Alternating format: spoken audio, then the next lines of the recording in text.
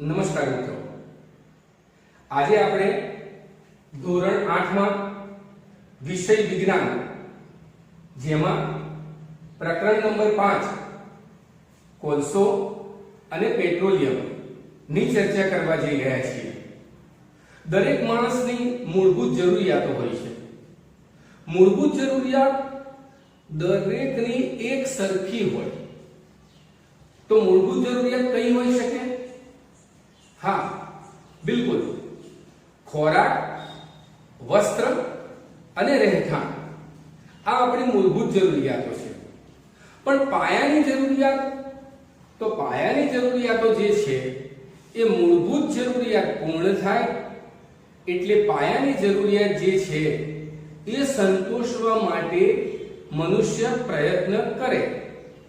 દરેક માણસની પાયાની જરૂરિયાતોમાં ભિન્નતા હોઈ શકે તો પાયાની જરૂરિયાતો જે છે એ સમય આધારિત પણ બદલાતી હોય।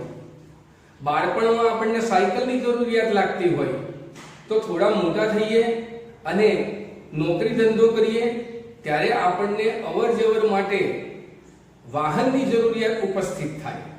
તો મિત્રો, આ વાહન ચાલે શેનાથી? हाँ, पेट्रोल अथवा डीजल थी। तो आज जे प्रकरण आपणे भणवाना छीए ए प्रकरण नंबर 5 कोलसो अने पेट्रोलियम नी वात करवाना छीए। हवे वात थाय के पायानी जरूरियातो जे छे ए मुख्यत्वे बे प्रकारनी छे। पहेली छे कुदरतमांथी सीधी मळती जरूरियातो। तो आ कुदरतमांथी मळती जे जरूरियातो छे ए सीधी रीते આપણે ઉપયોગ કરી શકીએ છીએ।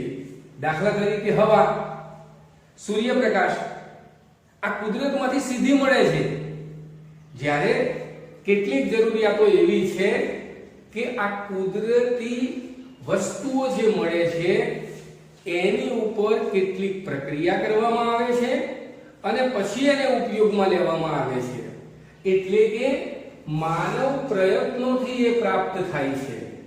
તો આ જે માનવ પ્રયત્નોથી પ્રાપ્ત થાય એ વસ્તુઓ જે છે એ માણસની આગવી સૂઝબુદ્ધિના કારણે કુદરતી વસ્તુઓનું પોતાની જરૂરિયાત મુજબ કેવી રીતે વાપરી શકાય એની બુદ્ધિગમ્ય ફેરફારો કરેલા છે।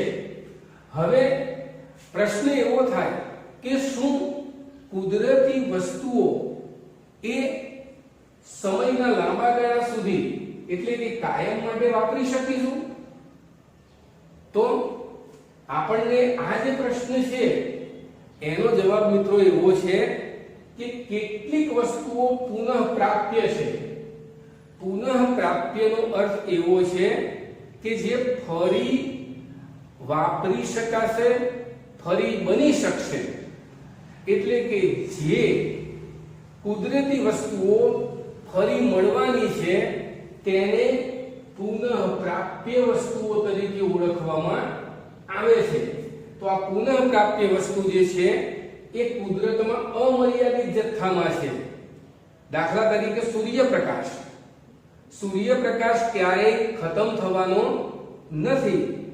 हवा क्यारेय पण खत्म थवानी नथी। એટલે આ પુનઃ પ્રાપ્ય છે।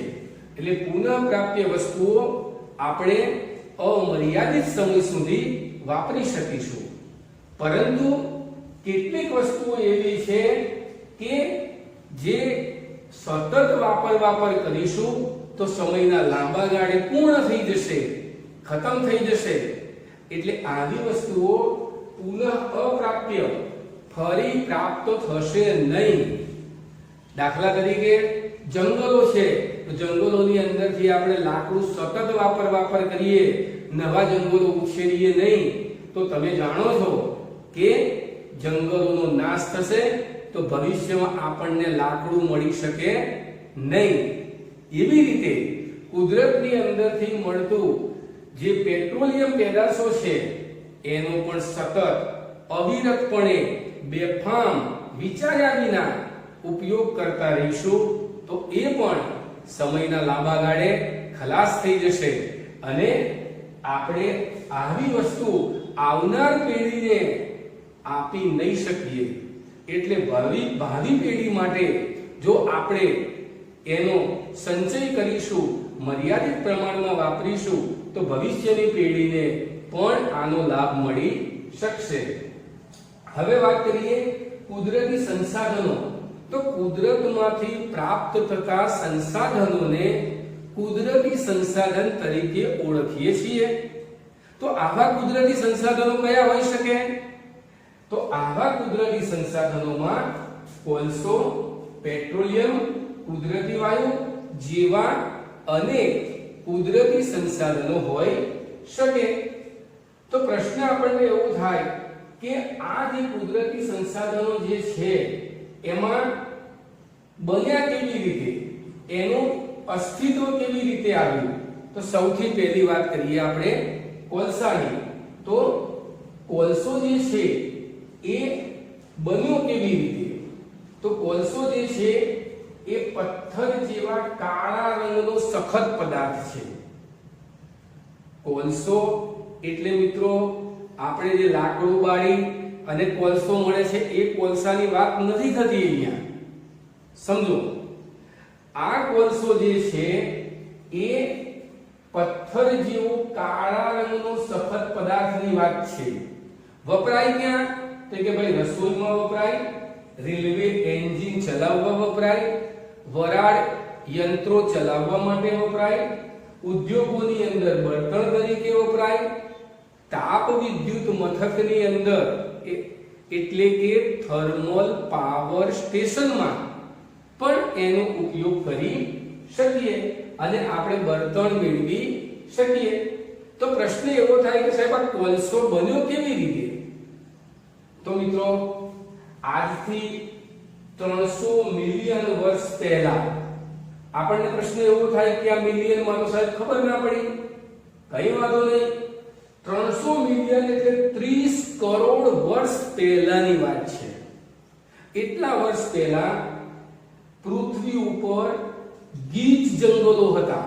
જે પૃથ્વીના નીચાણવાળા ભાગો જે છે એમાં ગીચ જંગલો હતા, ભેજવાળું વાતાવરણ હતું અને આ જંગલોની અંદર પૂર જેવી ભયાનક આપત્તિના કારણે પાણી ફરી વળ્યું અને ધીરે ધીરે એની ઉપર માટી ફરી વળી. હવે આ જંગલો જમીનની અંદર દટાઈ ગયા. જમીનમાં જંગલો દટાયાના કારણે ઉપરથી માટીનું દબાણ અને નીચેથી પેટાળની લાવાની ગરમી એ સતત ચાલતી ગઈ અને આ સતત આ પ્રકારની ગરમી જે થઈ એના કારણે આ મૃત વનસ્પતિઓ જે છે એનું રૂપાંતર કોલસામાં થયું. આ કોલસો બીજું કંઈ જ નહીં પણ કાર્બનનું એક સ્વરૂપ છે. મૃત વનસ્પતિ કોલસામાં ધીરા રૂપાંતરણની પ્રક્રિયા છે. લાખો વર્ષની પ્રક્રિયા જે છે એ થઈ ત્યારે આ કોલસો જે છે એ નિર્માણ પામ્યો છે. તો આવી પ્રક્રિયાને કાર્બોનાઇઝેશનની પ્રક્રિયા તરીકે ઓળખવામાં આવે છે. મિત્રો, વનસ્પતિના અવશેષોમાંથી અશ્મિ બળતણ મળે છે એટલા માટે એને અશ્મિ બળતણ તરીકે ઓળખીએ છીએ. જે બળતણ વનસ્પતિમાંથી મળ્યું, વનસ્પતિની અશ્મિઓમાંથી મળ્યું એટલા માટે એને આપણે અશ્મિ બળતણ તરીકે ઓળખીએ છીએ. આ કોલસો હવાના સંપર્કની અંદર જ્યારે સળગાવવામાં આવે, હવાની હાજરીની અંદર સળગાવવામાં આવે તો કાર્બન ડાયોક્સાઇડ વાયુ ઉત્પન્ન કરે છે અને પુષ્કળ માત્રામાં ગરમી ઉત્પન્ન કરે છે. હવે આ જે કોલસો છે એમાંથી અલગ અલગ પ્રકારના પદાર્થો એ ઉદ્યોગોની અંદર પ્રક્રિયા કરીને મેળવવામાં આવે છે. તો કયા કયા પદાર્થો છે? તો છે કોક, કોલટાર અને કોલગેસ. આ ત્રણ પ્રકારના પદાર્થો જે છે એ કોલસામાંથી આપણે મેળવવામાં આવે છે. તો એ પદાર્થોની આપણે મિત્રો ચર્ચા કરીએ. તો સૌથી પહેલી વાત છે કોકની. તો આપણને પ્રશ્ન એવો થાય છે કોક એટલે શું? તો મિત્રો, કોક જે છે એ સખત છિદ્રાળુ કાળા રંગનો પદાર્થ છે. કોક બીજું કંઈ જ નહીં પરંતુ કોલસાનું જ એક સ્વરૂપ છે. હવે કોલસાનો એને શુદ્ધ પ્રકાર પણ કહી શકાય. શુદ્ધ પ્રકારનો કોલસો, સંપૂર્ણ શુદ્ધ પ્રકાર. આ કોલસો જ્યારે સળગાવવામાં આવે ત્યારે ધુમાડો થતો નથી, એટલો શુદ્ધ કોલસો હોય છે. આ બીજી વસ્તુ, આનો ઉપયોગ ક્યાં થાય? તો મિત્રો, કોકનો ઉપયોગ જે છે એ લોખંડ મેળવવામાં. જ્યારે લોખંડ મેળવવા જ્યારે ગરમી ઉત્પન્ન કરવાની થાય ત્યારે આ કોકનો ઉપયોગ થાય છે. મિત્રો, પાઠ્યપુસ્તકમાં સ્ટીલ શબ્દનો ઉપયોગ થયો છે. સ્ટીલ જે છે શબ્દ એ લોખંડ શબ્દનો અંગ્રેજી શબ્દ છે. સ્ટીલ બીજું કાંઈ જ નહીં, એક પ્રકારનું લોખંડ જ છે. તો આપણને પ્રશ્ન એવો થાય કે સાહેબ, ઘરે અમે જે વાપરીએ છીએ થાળી, વાડકી, તો મિત્રો એ પણ લોખંડ જ છે. ફરક માત્ર એટલો છે, એને કહેવાય છે સ્ટેનલેસ સ્ટીલ. સ્ટેન એટલે કાટ, લેસ એટલે વિનાનું, અને સ્ટીલ એટલે લોખંડ. જે લોખંડ પર કાટ ના લાગી શકે એવું લોખંડ એટલે સ્ટેનલેસ સ્ટીલ. એટલે મિત્રો, સ્ટીલ બીજું કાંઈ નહીં, એક પ્રકારનું લોખંડ છે. બીજું, ધાતુના નિષ્કર્ષણમાં ઉપયોગ કરવામાં આવે છે.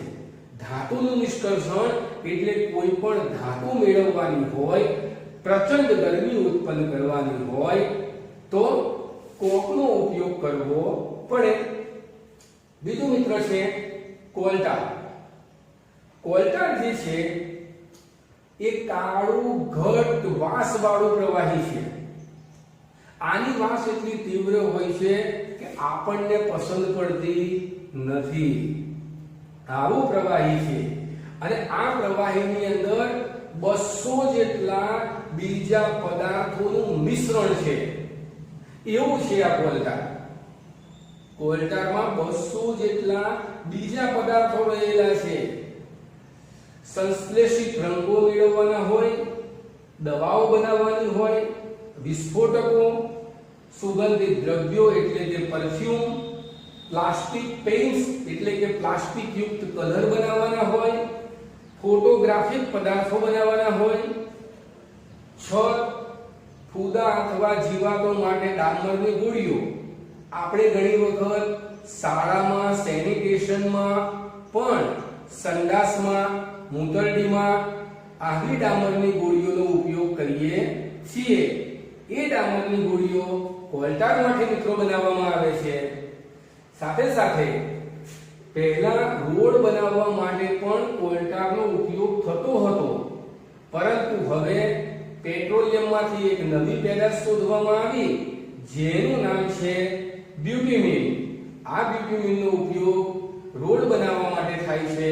એટલે કોલટારનો ઉપયોગ રોડ બનાવવા માટે હવે ઘટી ગયો છે. મિત્રો, ત્રીજું છે કોલ ગેસ. મિત્રો, ગેસ શબ્દ તમને બતાવે છે કે આ વાયુ છે, એટલે કે કોલસાનું વાયુ સ્વરૂપ છે આ રીતે. તો કોલસામાંથી કોક બનાવવાની પ્રક્રિયા દરમિયાન આ કોલ ગેસ ઉત્પન્ન થાય છે. કોલસો હતો એમાંથી આ કોક બનાવતા હતા. કોક બનાવતી વખતે જે વાયુ સ્વરૂપ નીકળ્યું એને આપણે કોલ ગેસ કીધો. હવે આ કોલ ગેસ જે છે એનો ઉપયોગ 1810 માં લંડનમાં અને 1820 માં ન્યુયોર્કની અંદર રસ્તા પરની લાઇટો માટે ઉપયોગ કરવામાં આવતો. એટલે કે પ્રકાશ મેળવવા માટે આનો ઉપયોગ થતો હતો. પણ હવે એનો ઉપયોગ પ્રકાશ મેળવવા થતો નથી. એનો ઉપયોગ ઉદ્યોગોની અંદર આ કોલ ગેસ પાઇપલાઇન મારફતે પૂરો પાડી અને ઉદ્યોગોના જે મોટા મોટા યંત્રો છે એ ચલાવવા માટે કોલ ગેસનો ઉપયોગ કરવામાં આવે છે. મિત્રો, આપણે કોલસાની વાત પૂરી કરી. હવે આપણો બીજો વિભાગ પેટ્રોલિયમ, એના વિશે ચર્ચા કરવા જઈ રહ્યા છીએ. તો પેટ્રોલિયમ શું છે એની વાત આપણે કરીશું મિત્રો. હવે પેટ્રોલિયમ જે છે એના ઉપયોગની વાત કરીએ તો આપણે જાણીએ છીએ કે આપણે નાનપણથી જોતા આવેલા છીએ કે જે હળવા વાહનો છે એટલે કે સ્કૂટર, બાઇક, મોટરસાઇકલ, રિક્ષા, આ બધી વસ્તુઓ, કાર, આ તમામ વસ્તુઓ જે હળવા વાહનો છે તે પેટ્રોલની મદદથી ચાલે છે. જ્યારે ટ્રક અને બસ જેવા મોટા વાહનો છે એ ડીઝલની મદદથી ચલાવવામાં આવે છે. મિત્રો, આ પેટ્રોલ અને ડીઝલ બીજું કાંઈ જ નહીં, પેટ્રોલિયમનું જ એક સ્વરૂપ છે. પેટ્રોલિયમ જે છે એ એમાં અઢળક માત્રામાં અલગ અલગ પ્રકારના પદાર્થો રહેલા છે. કયા કયા પદાર્થો છે? તો પેટ્રોલિયમની અંદર પેટ્રોલ, ડીઝલ, નેફ્થા, કેરોસીન, ઊંજણ તેલ, ડામર, આવા પદાર્થો જે છે એ પેટ્રોલિયમની અંદર રહેલા છે. સાથે સાથે આ બધા પદાર્થો મેળવતી વખતે તમે જે ઘરની અંદર ગેસના બોટલનો ઉપયોગ કરો છો, જે એલપીજી ગેસ કહો છો, જેને અંગ્રેજીમાં કહેવાય છે લિક્વિફાઈડ પેટ્રોલિયમ ગેસ, આ ગેસ પણ એ પેટ્રોલિયમનું સ્વરૂપ છે. તો મિત્રો, કેવી રીતે બન્યું આ પેટ્રોલિયમ? પ્રશ્ન એવો થાય તો સમુદ્રના સજીવો જે છે એ વિશાળકાય સજીવો હતા. પહેલા લાખો કરોડો વર્ષ પહેલા સમુદ્રમાં વિશાળકાય જે જીવો છે એ જીવો હતા. અને આ જીવો જ્યારે મૃત્યુ પામ્યા ત્યારે સમુદ્રના તળિયે જઈને પડ્યા. અઢળક માત્રામાં આવા જીવો સમુદ્રના તળિયે પડ્યા, એની ઉપર માટી ફરી વળી અને સતત આ જીવો નીચે ને નીચે દટાતા રહ્યા. હવે ઉપર માટીનું દબાણ અને નીચે પેટાળની ગરમી, આ બે વસ્તુની પ્રક્રિયા સતત થતી ગઈ અને અંદર હવાની ગેરહાજરી હતી. તો આવી પરિસ્થિતિના કારણે આ પેટ્રોલિયમનું નિર્માણ થયું. પેટ્રોલિયમ સાથે સાથે કુદરતી વાયુ પણ બન્યા. એટલે આજે પણ પેટ્રોલિયમ કે કુદરતી વાયુ જ્યારે કાઢવાનું હોય તો ભારતમાં ઓએનજીસી દ્વારા જમીનમાં છિદ્રણ કરી અને એ વસ્તુ પેટ્રોલિયમ અને કુદરતી વાયુ કાઢવામાં આવે છે. જમીનની અંદર આપણને પ્રશ્ન એવો થાય કે સાહેબ જમીનમાં તો ડ્રિલિંગ કરીએ તો નીચે તો પાણી હોય.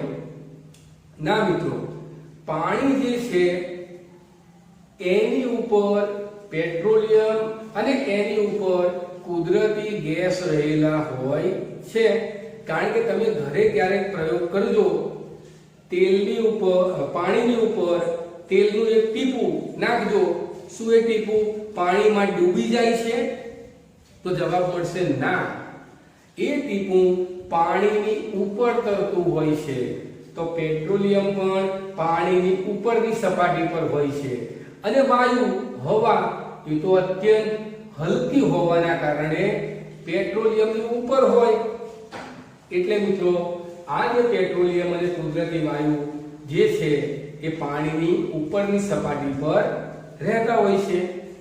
હવે આ પેટ્રોલિયમ જે છે એ અશુદ્ધ સ્વરૂપમાં આપણને મળે છે.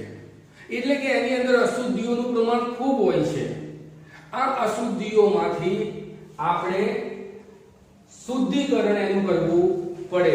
તો મિત્રો, આપણા ગુજરાતમાં જામનગરમાં રિલાયન્સ પેટ્રો રિફાઇનરી આવેલી છે કે જે આવું જે પેટ્રોલિયમ છે જે અશુદ્ધ સ્વરૂપે છે એમાંથી શુદ્ધ સ્વરૂપે પેટ્રોલિયમના પદાર્થો મેળવવાની કામગીરી કરે છે. તો હવે શુદ્ધિકરણ જે છે એ કેમ કરવું પડે? કારણ કે પેટ્રોલિયમ ઘેરું, તેલી પ્રવાહી અને એ પણ અણગમતી વાસવાળું, આપણને એની વાસ ગમે નહીં, ગંધ મારે એ પ્રકારનું આવું જે પેટ્રોલિયમ છે એને રિફાઇનરીમાં પુષ્કળ માત્રામાં ગરમી આપવામાં આવે છે. ગરમી પુષ્કળ માત્રામાં આપો એટલે એમાંથી પેટ્રોલ, ડીઝલ, કેરોસીન, ઊંજણ તેલ, ડામર, આ બધી વસ્તુ, નેફ્થા, આ બધી વસ્તુ છૂટી પડે અને સાથે સાથે આ પ્રક્રિયા કરવાથી આપણને એલપીજી, લિક્વિફાઈડ પેટ્રોલિયમ ગેસ, ઘરેલું વપરાશનો બોટલમાં આવતો ગેસ પણ આપણને મળતો હોય છે. એટલે મિત્રો આ રીતે પેટ્રોલિયમને શુદ્ધ કરી અને અલગ અલગ પદાર્થો મેળવી તેનો આપણે ઉપયોગ કરીએ છીએ. આજે મિત્રો આપણે કોલસો અને પેટ્રોલિયમ જે ચેપ્ટર આપણું છે, જેમાં કોલસાની સંપૂર્ણ સમજ મેળવી અને પેટ્રોલિયમ જે છે એના શુદ્ધિકરણ સુધીની વાત આપણે પૂરી કરી. હવે પછી આપણે જ્યારે મળીશું ત્યારે આથી આગળનું જે પ્રકરણ છે એની અંદર આપણે અભ્યાસ કરીશું. હવે મિત્રો આ પ્રકરણ આપ ખૂબ વ્યવસ્થિત રીતે વાંચી અને તૈયાર કરવા પ્રયત્ન કરશો.